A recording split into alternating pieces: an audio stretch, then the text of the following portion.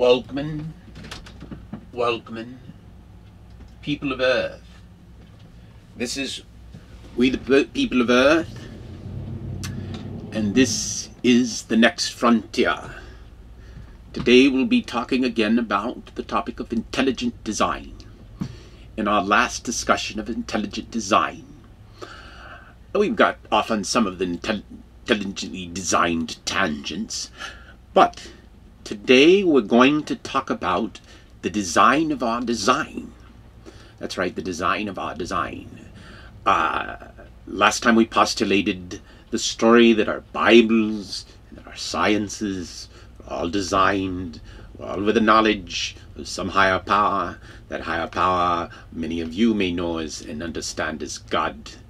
And for those of you who may be atheists among you, maybe you could conceive of the concept that we delivered before, that alien influence either planted our species or planted our intelligence at the early time of man's communication and shaped his history to provide him a training plan for the future. That's right. The design of our history was a training plan for the future of now, with one concept, one lesson in mind, and a purpose to that lesson, and a purpose for that higher power that you know as God, Allah, Allahu Akbar, or whatever his name might be.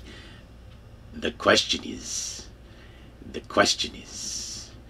answer.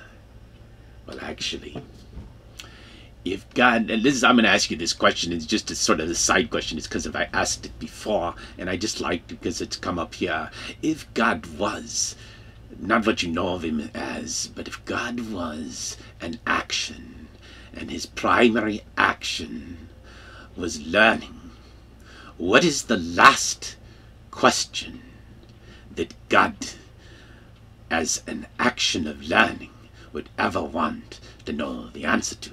Of course we know God knows everything, but, well, let's get on with the part of the story. So, what would God have to do with the planet Earth? Well, first thing is, God wouldn't need to come around messing around with planet Earth. He would know what's gonna happen. He would set a plan in motion. But what is his design plan?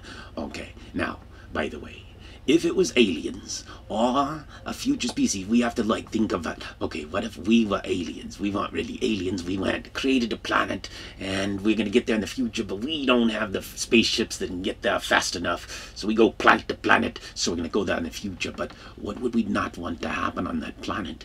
Well, we wouldn't want Klingons in outer space. We wouldn't want killers in space. If we allowed killers in space, then they could threaten us. And so, any intelligent God in the universe wouldn't allow killers in space. And so what does an intelligent God do? He doesn't have to do a lot. You know, eventually they're going to get the space technology, but guess what? He gave us doomsday clocks, which I call nukes. Well, I call them big thing 12s. He gonna clock to that, you're out. And, well, doomsday clocks, by the way, you know them as weapons of mass destruction. So he gave us the power to destroy ourselves, and the power to save ourselves. But guess what? We don't really need his divine intervention anymore. He's already given his words. He's already given, well, if you're a Christian, he's given his son as his message, as his delivery of peace on earth. And so let's take the biblical perspective of this, because I think it's interesting. Well, actually, it's interesting to note, here we are in 2012, on, well, an anniversary, 2012, the anniversary of 9/11. And, well, it's not going good in the Muslim world right now, and quite frankly, I think the movie is disgusting that they're complaining about, and to be that sacrilegious with somebody's religion is just, it's just dangerous. It's just bad. It's just, you know, maybe it's free speech, but sometimes, well, I think at some point in time, such free speech becomes mind pornography, and, well, anyway, or intended as an act of hate. And so such speech, well, anyway, let's not go there. I'm just saying that both sides are right and both sides are wrong, and that until we recognize that both sides are right and both sides are wrong, we won't get across our lines. We won't build our bridges. Our bridges will be built to nowhere. The building of bridges today are bridges built to nowhere. Because if your world falls apart, who's going to use your bridges? But anyway, so the point of this is this. Let's go back to the biblical thing.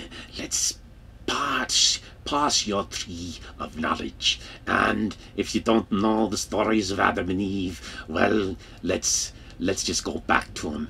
Interesting little stories. I mean, I don't want to get like biblical on you, but like Adam and Eve, like well, I'll ask you this question: did your God create Adam and Eve? Did your God create Abraham? Did your God create Moses? And I think the answer you will say, if you're Jew, is of course yes. If you're Christian, is of course yes. And if you're Muslim, is of course yes. And so it becomes simple mathematics that you're all working for the same God.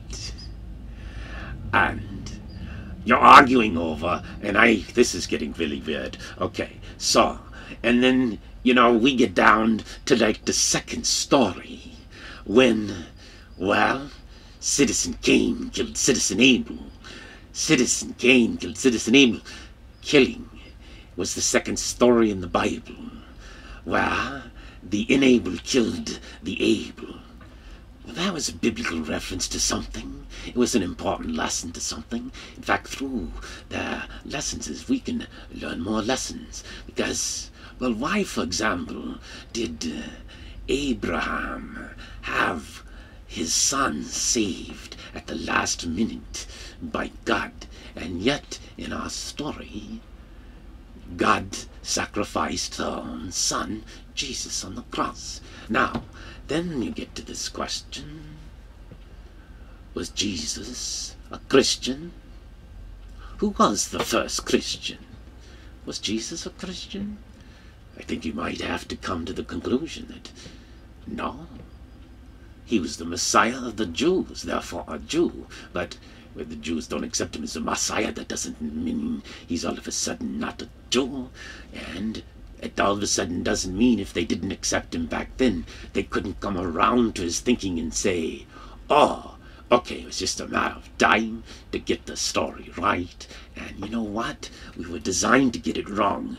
But interestingly, I'll have some numbers that as a boy at 12 interested me in the timeline of religions. And that is the timeline of, well, the top 5 are most interesting, with Hinduism being like a mini god paradigm that happened many thousands of years ago, maybe even preceding, or you could do the history on it in terms of where it was, to the one god paradigm of the Torah.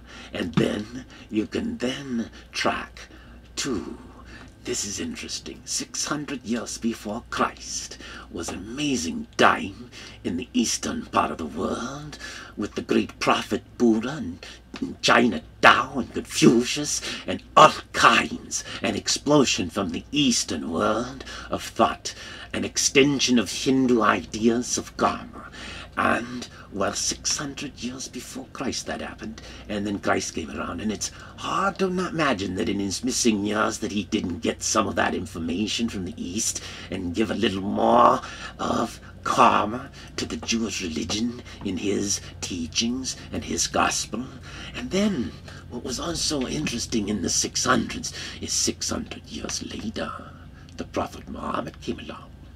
600. with those visitation of aliens? Oh God, it doesn't matter. Why did it happen in 600 is just an interesting question. But then there's another interesting 300 question between Christ and between the Prophet Muhammad. And that's the Emperor Constantine, who decided to pattern Christianity to become his religion of war. And that's what the Trinity was born. And there's a lot of very interesting good things about the Trinity. And I don't see what we might think that might be wrong and what be right. And well, it's all something we can learn by. But you know, if like Jesus is the Father, the Son, and the Holy Ghost, whatever, it's 1 = 1 = 1, oh God. But anyway, it happened 300 AD, 300 before Muhammad. And then when Muhammad came along, the primary part of his biblical equation, I'm not going to get into all the differences and practices between the religions, but at the highest levels of the code, he believed in the Torah, he believed in the gospel of Jesus, not necessarily the books of the later apostles. Now, we also said God has no partners, which actually does make some interesting sense, because in the Torah it says, put no others before him. Theoretically, that would be his own son.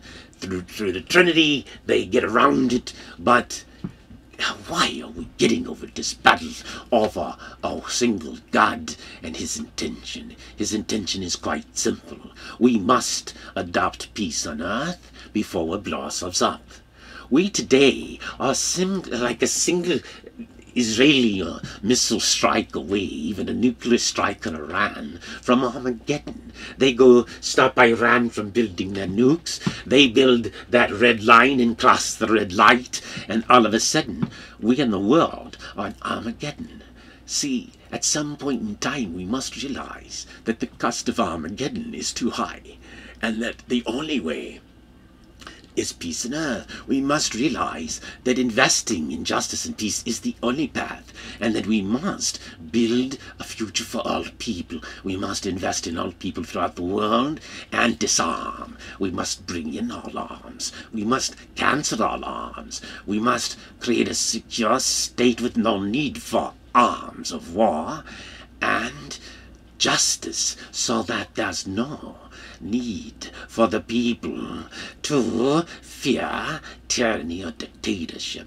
And our world must be a networked, intelligent world, intelligently designed, where we can actually take the power of our own minds networked together and compute. And here's why we can do it.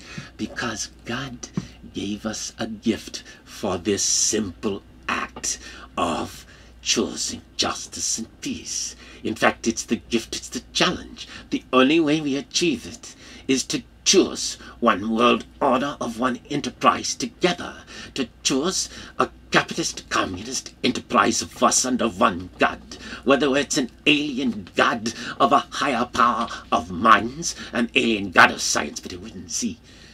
God is a God of science. Truth is truth. God is truth. Al-Haq 51. Al-Haq 51 is the face of God, who should bring all Muslims in line to make them realize that all men are Muslim brothers and all men are Christian brothers. And guess what? From Adam and Eve, if we all work for the same God, and if Adam and Eve were the beginning, and if they were Jews, and if Abraham was a Jew, are we not all Jews? Are we not all people on earth Jews? And if we accepted that, and they let us into our club, how long do we have to have war on this planet if we all accepted that we're Jews? And then, well, we could let them still have their old Jew club.